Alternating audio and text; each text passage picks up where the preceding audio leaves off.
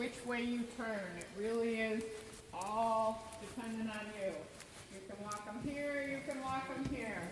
There's no set thing. If you're comfortable making a circle this way, always make sure if you're making a circle too that the gate is closed. All mounts, this gate has to be closed. So if you happen to be coming by it and it's open, just close it on your swing by. You can round your corner here. Your student should already be up on the block at that point. If you have a horse that's walking fast, it's okay to stop them here. Give them a minute so that you position yourself where you need to be. You're going to walk in between the block and the cones. I walk about up until here before I turn so that I am walking between the block and the cones before the horse. You want to watch when you're coming in. You don't want to nick your horse's ankle on the block or if you were getting on from the lift either. You want to set your horse up as square as possible. It's very hard to see with her blanket on, but you probably can see. They don't need to be perfectly square, same distance apart. When we mean square, I mean weight bearing, not standing with a back leg like this or a front leg stretched out.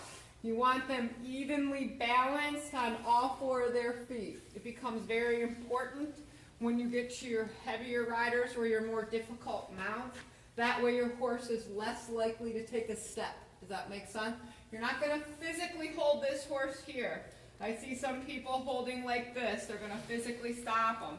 You don't ever want to hold like that. The horse has their space. You have yours. You need to keep them in their space. You stay back in your space. Some of them may toss their head. Putting your hand on their nose will not stop them from doing that. If you have a nippy horse, you can hold two different ways. If you have a rider that can hold your reins, you just set your horse up, your rider takes the reins, and then you back off and set them up. And you shouldn't have to do anything. The other way to hold, if your rider cannot assist you with the reins, you're going to hold, easy. Step. You're going to hold one rein or the other, step. Thank you. This rein and your lead line. I'm not putting any pressure on the horse, I'm just having control of the horse's head. There's absolutely no extra pressure here than if I were holding the lead line. If it's more comfortable for you to do this and hold your lead line this way and hold this rein, this is the way you can do for the horses that are a little nippy. You just have a little more control over their head without opening up your chest or your arms to them. Make sense? So we want to not do this. We also never want to wrap our fingers underneath the bitless bridle. If you had a bit on, please don't ever wrap your fingers in that bit. If for some reason your horse were to pull back, you don't want your fingers pinched in there. You don't want to get stuck.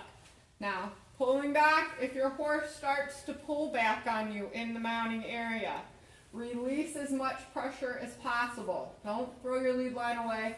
Just release the pressure. If you have to take a step back with them. 9 times out of 10, once you release that pressure, they'll stop pulling back.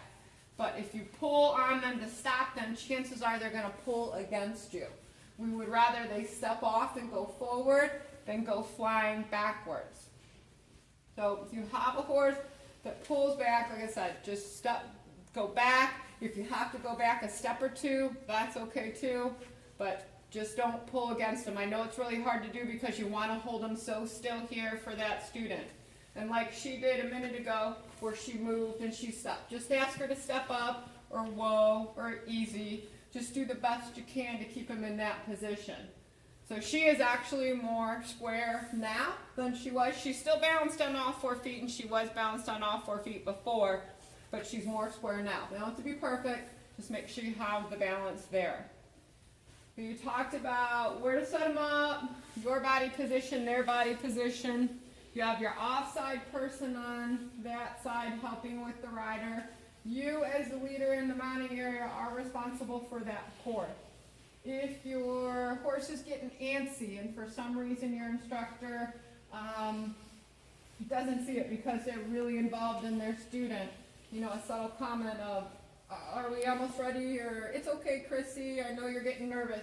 Something to just hint for if for some reason they missed what the horse was doing. There's a lot going on in this area. Horses can pick up on the tension if there's tension, so you want to try to keep it as safe as possible. So your student gets on. You're still physically standing here. You're only a visual physical barrier. You will not physically stop any horse from going forward. You couldn't physically stop Sonny. If he really wanted to come forward, he would go forward. This is a visual. This is something they've been trained that when the person is in front of them, they're supposed to stand still.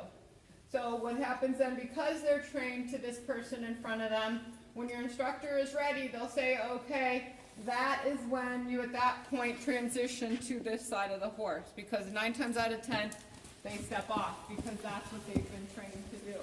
When you're stepping off and walking out, watch your sidewalk around the curtain, try not to take them out. Whoa.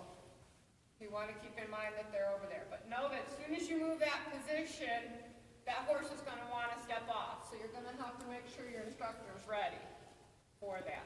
Does that make sense?